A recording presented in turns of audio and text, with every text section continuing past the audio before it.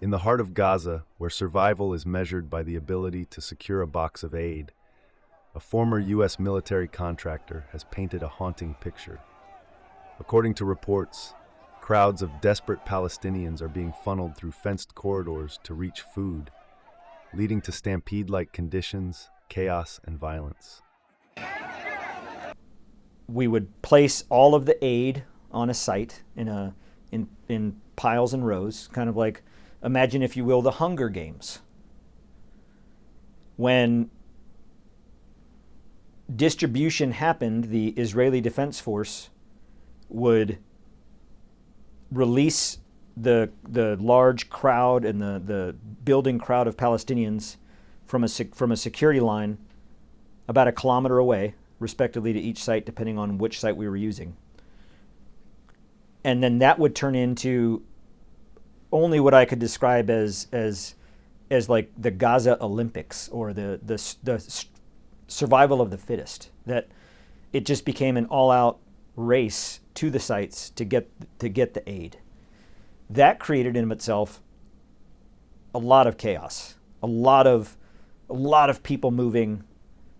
The entry and the exits at each sites were very narrow and constrained. So imagine a large crowd of people, thousands of people, moving through an area, coming into a very narrow point on a site that's surrounded by berms and razor wire. So everybody's contained in this site, fighting for survival. I mean, these people are starving. They're dying. They need food. Fighting for survival, literally, to get food. And then pushed off of the site by UG security by using pepper spray, tear gas, stun grenades. Also shooting warning shots at the crowd as they leave. And as the crowd leaves, they're also being fired upon by the IDF, who are firing warning shots at them to keep them going a certain direction. So if you just imagine thousands of people, a congested site, one way in, one way out, people fighting for survival, women, children, the elderly, men, the disabled. Trying to control that is impossible. For months, so. A Palestinian man was on his knees, hands and knees, and he had a backpack, and he was picking up individual dried noodles. Because by the time he had got there, because he had a disability. There was something there was something wrong with his leg. So when they released the large crowd to come to the site, he was one of the far later people to get there, and there was nothing left. All the boxes of aid were gone. There was nothing left. So he came with his backpack, and there were still other people on the site, so it wasn't like he forced his way onto the site. He was there with everybody else. There was just nothing left for him to get. So he was picking up individual noodles and putting them into his backpack. And the IDF called on the radio and said, hey, everybody needs to leave the site.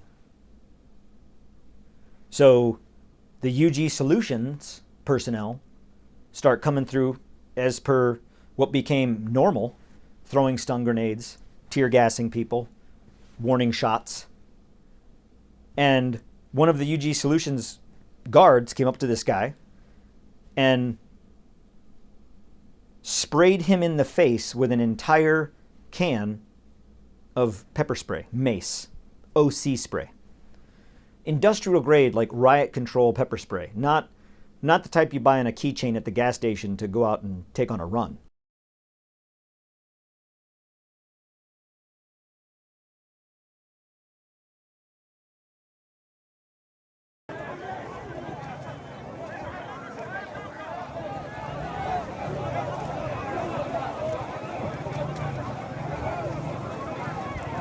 Well, it's true that UG Solutions personnel use pepper spray, smoke, and flashbangs to prevent trampling in the crowds of civilians that are trying to seek aid.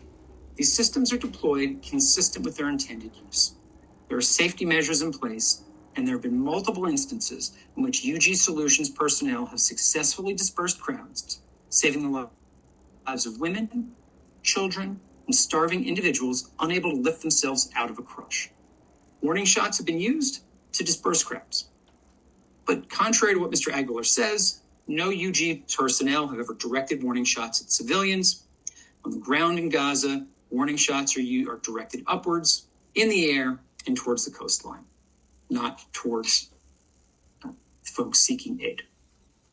Let me be clear, the allegations from Mr. Aguilar regarding the use of force are false.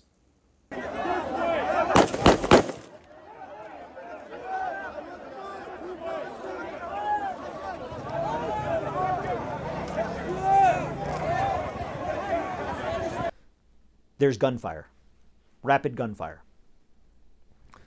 In the video, you can hear the rapid gunfire, the automatic machine gun fire in the distance, which is the IDF. The IDF had a position that was about 200 meters to the southwest of the site, and they were shooting warning shots from a machine gun toward the crowd. But in that video, you hear distinctly, without question, the very loud and abrupt rapid fire of a assault rifle. Pa pa pa pa pa pa pa pa pa pa pa pa pa pa pa. And it's happening right next to or within close earshot of the person filming, which was me. And he's shooting towards the crowd, towards the crowd of Palestinians that were leaving. He begins shooting at them. While he is shooting, he says, you can hear on the video, and he says something along the lines of, "Oh yeah, woohoo!" Another contractor who's in the shot of my video, who's standing about 10 to 15 feet in front of me, but looking at the same thing I'm looking. He and I are both looking in the direction down the exit chute, the metal fenced exit chute of the site. He and I are looking at the same thing. And then he says, audibly in the video, it's him that says it, you can see him say it, "Damn, man, I think you got one." And what I saw from standing there and looking, because my camera was focusing on the direction of the shooting, and I'm looking, and as the bullets are hitting off the fence, hitting at the feet, going overhead, one of the Palestinian men who is carrying a large sack drops to the ground. Not moving. As that happened, you have a guy, a UG Solutions contractor, an American contractor, shooting. Not at a threat. These people were 150 meters, 200 meters away from the site, leaving. They weren't posing a threat at all, in any way whatsoever. Much less were we shooting to defend our lives. And he's shooting in their direction. But remember, no one qualified on their weapon system.